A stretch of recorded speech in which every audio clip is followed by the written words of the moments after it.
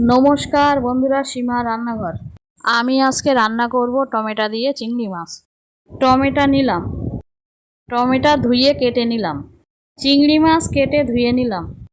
কড়া বসালাম, সর্ষের তেল দিলাম, তেল গরম করে চিংড়ি মাছ দিয়ে দিলাম, লবণ দিলাম, হলুদ দিলাম, নাড়াচাড়া করে নিলাম।